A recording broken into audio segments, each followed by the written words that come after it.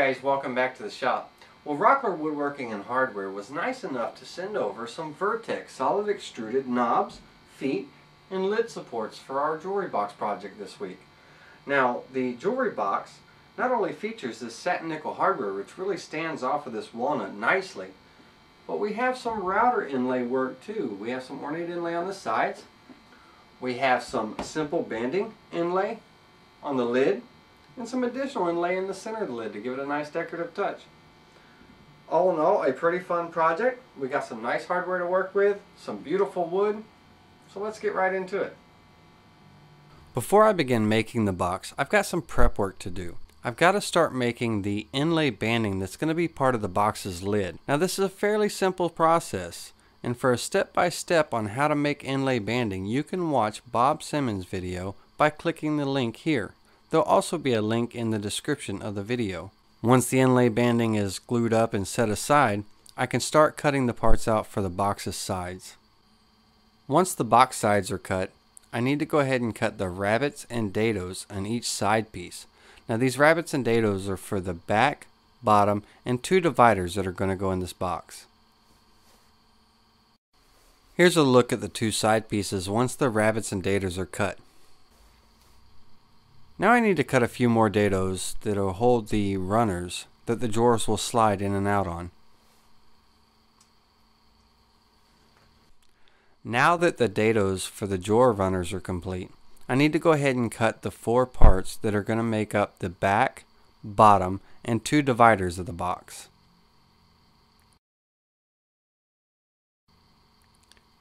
Here's a look at those four pieces after they're cut.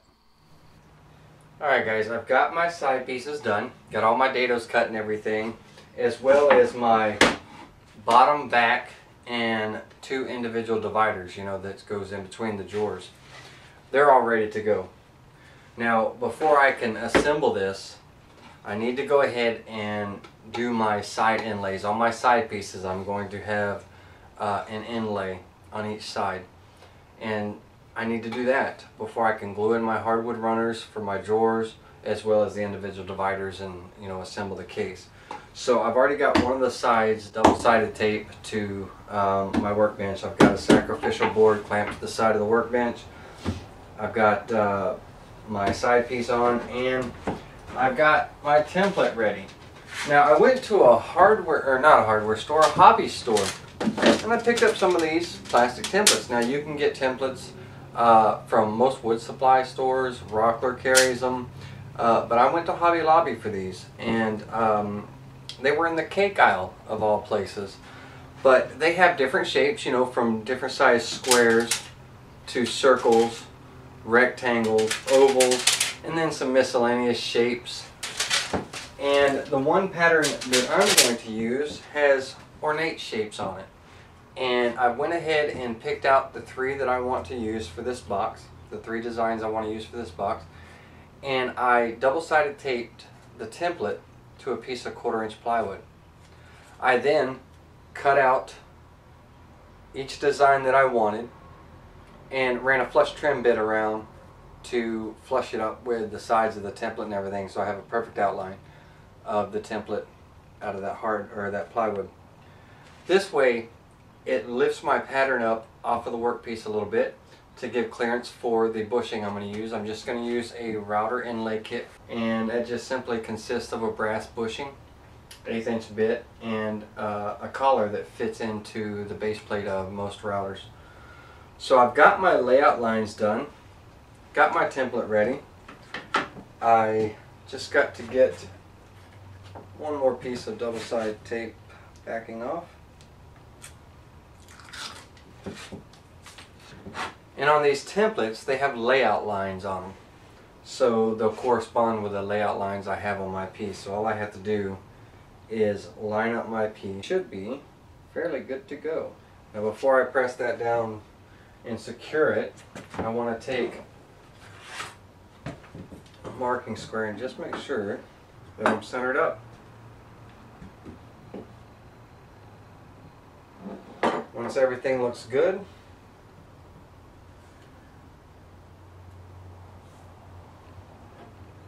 I can go ahead and start routing. I've got just a scrap piece of wood that's the same height as my template that's attached to the plywood. I'm going to go ahead and double side tape that on there as well, just to give my router some additional real estate to go on, so there's no tipping or teetering or anything. It's kind of a one-shot deal, so you want to make sure that everything is lined up and orientated the way you want, because once you start cutting on your wood, you really can't put the wood back. So now everything feels secure.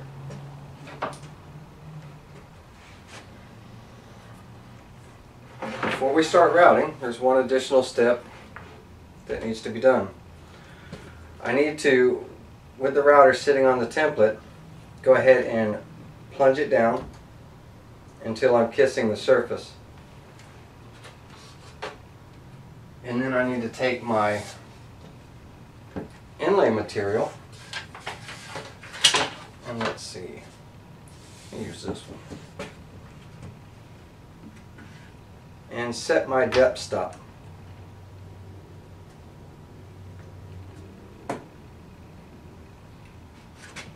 Once I have it set, I'm going to drop it down just a little bit, so that way my positive side of my inlay is a little proud and I can sand it flush. With my bushing all the way up against the template, I can go ahead and start the router, slowly make my plunge, and work my way around.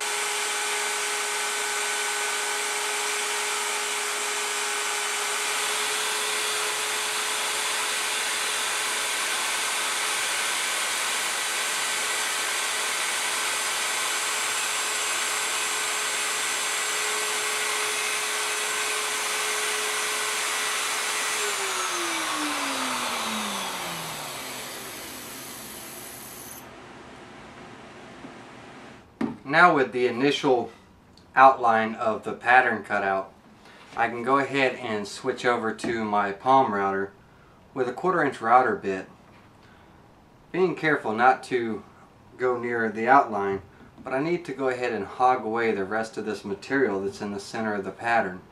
And rather than use my small 1/8 inch bit through this hard walnut, I'm going to go ahead and use a 1/4 inch bit in my palm router and take away the rest of that material.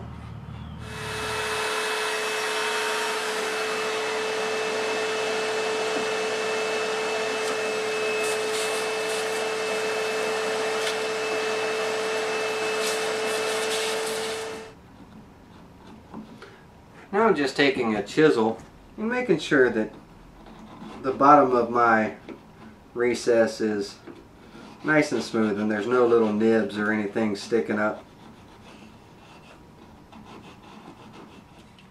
Alright, so there's my recess for my inlay.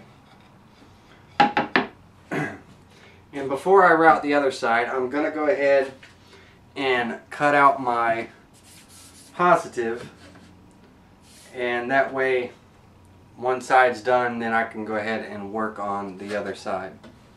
I like to take my template, just kind of, depending on how big of a piece I have to work with or something, just basically lay the profile over there and try to orientate the grain and see which piece or which pattern is going to look best for what I'm trying to achieve.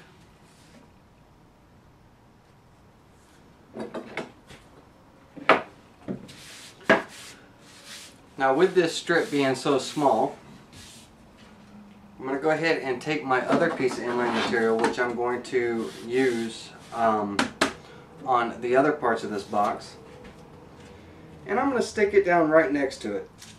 That way I have something flush to lay my template on, and I'm not doing a balancing act. Now with these inlay kits, this metal bushing snaps off. When you're routing the positive side of the inlay, you take the bushing off and run this lip of the bushing here around the pattern for your positive.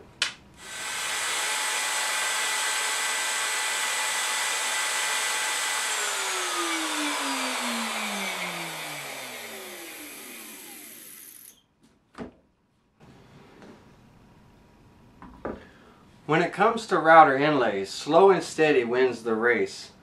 That way you're assured to follow your pattern. You're not going to run off of it, and because you want that bushing to stay in contact with that pattern at all times. So nice and steady. There's no rush. So there's my positive. I'm going to clean it up a little bit, test my fit, and get ready to install it. These router inlay kits with the removable bushing work great for this type of inlay work. And the setup allows for a perfect positive and negative cutout as long as you stay on that template and ride that template for both the positive and the negative. You should have a precise fit. If by chance there is any sanding required, to maybe your fit is just a little too snug or what have you, when you sand, you want to sand at an angle from the top to the bottom. You don't want to sand straight up and down. You want to kind of taper the bottom edge if you have to do any cleanup. Make sure that you put a little bit of an angle on your sanding and create sort of a taper. That way it doesn't affect the final outlay when you put it in.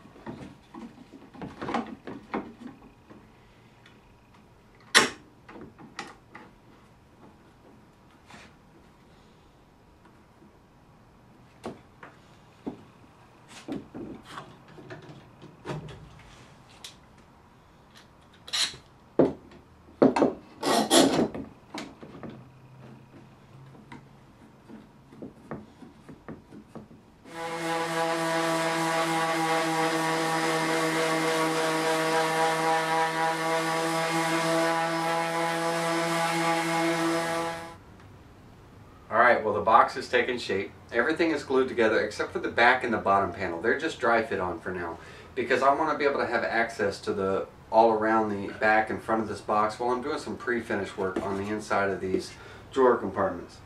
But while I have everything fit together, I'm going to go ahead and get my measurements and make my drawers. I want to make the drawers first, and then when they're complete, the hardwood runners that the drawers will slide on, I'll make them. That way I can ensure that, one, my drawers are a nice fit, and then I can make the runners accordingly so everything is tight and right, you know. Once that's done, then I can start working on making the drawer fronts, making the lid, and kind of getting this box finalized. So let's get started on making some drawer parts.